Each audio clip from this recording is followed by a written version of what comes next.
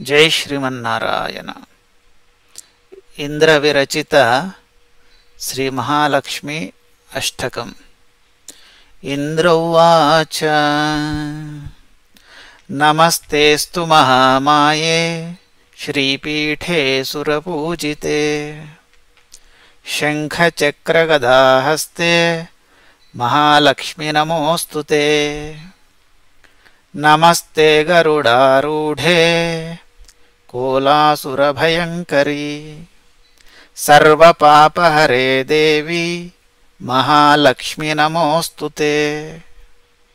सर्वज्ञे सर्ववरदे सर्वदुष्टभयंकरी सर्वदुःखहरे देवी महालक्ष्मी नमोस्तुते।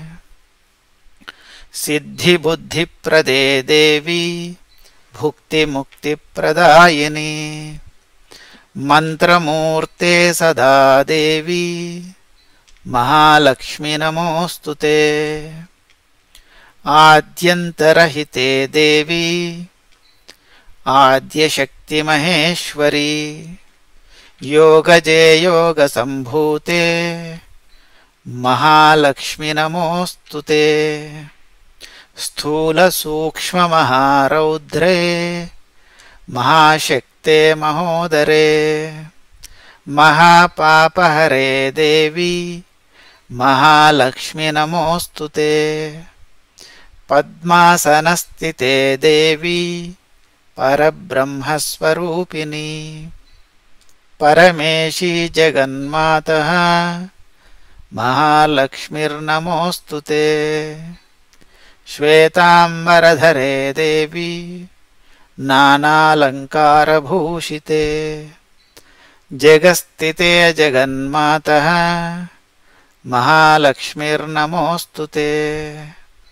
महालक्ष्म्याष्टकं स्तोत्रं यः पठेत् भक्तिमान् नरः सर्वसिद्धिमवाप्नोति राज्यं प्राप्नोति सर्वदा।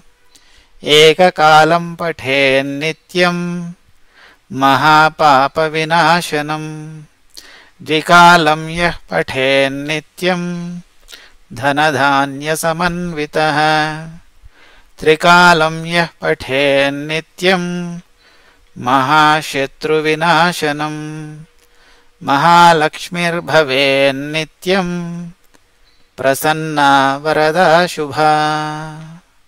इति श्री महालक्ष्म्याष्टकम्। जय श्रीमन्नारायण।